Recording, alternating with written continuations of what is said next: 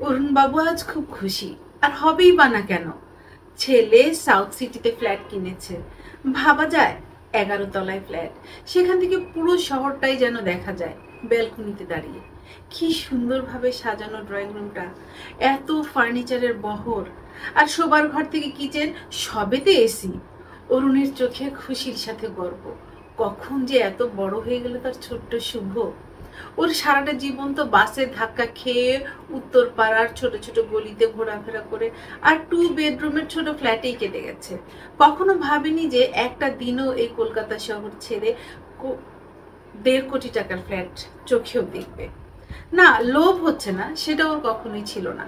আনন্দ হচ্ছে ছেলের জন্য, ছেলের এত সুন্দর একটা জীবনের জন্য।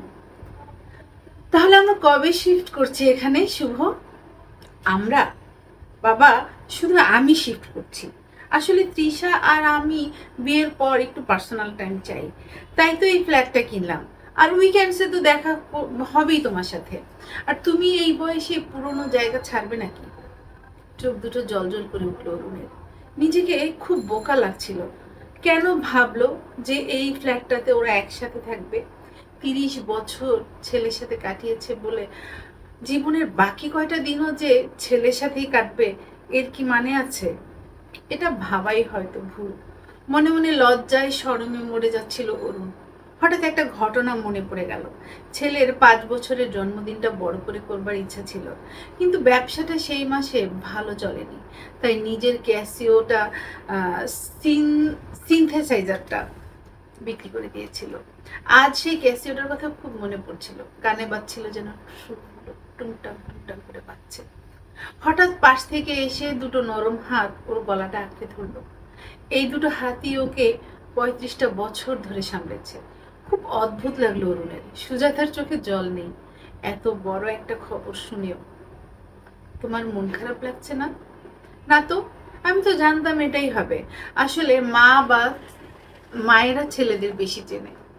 শুভ তোমার মতন না, প্রথম থেকেই ও খুব হিসেবি। যাই হোক, 35 বছর একসাথে কাটিয়েছি আমরা, বাকি দিনগুলো কাটিয়ে দিব। তবে এবার একটু অন্যরকম ভাবে বাঁচবো, শুধু দুজনে, দুজনার জন্য। অরুণের মুখে হাসি।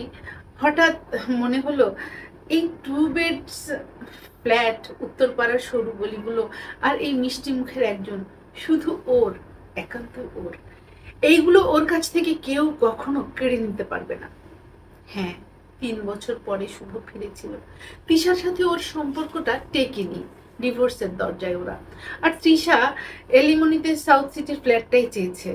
বিধ্বস্ত চেহারায় সেই রাতে ফিরেছিল শুভ মা বাবার কাছে, নিজের বাড়িতে, নিজের লোকের কাছে। পরের দিন সকালে কফি নিয়ে সুজাতা ওর কাছে যখন গিয়েছিল, মাকে জড়িয়ে ধরেছিল শুভ।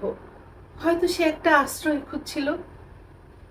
সুজাতা ছেলের মাথায় হাত বোলাতে বোলাতে বলেছিল, ধীরে ধীরে নিজের জন্য একটা ফ্ল্যাট খুঁজে নিস। আসলে তোর সাথে থাকার অভ্যেসটা আমাদের চলে গেছে, আর এই বয়সে নতুন করে অভ্যেস তৈরি করতেও আমাদের ইচ্ছে করছে না। শনি রবিবার আসিস, দেখা হবে। শুভর সেই দিন এক মুহূর্তের জন্য একটা ধাক্কা লেগেছিল। তারপর মনে হয়েছিল মা বাবা ওর মতন হিসেব করতে শিখলো কবে। ধন্যবাদ। প্রতিটা মানুষেরই উচিত নিজের বৃদ্ধ বয়সের সময়টার জন্য প্রস্তুত থাকা। সবসময় ছেলে মেয়ে একসাথে থাকবে এমন চিন্তা ভাবনা আপনাকে হয়তো দুঃখ দিতেও পারে।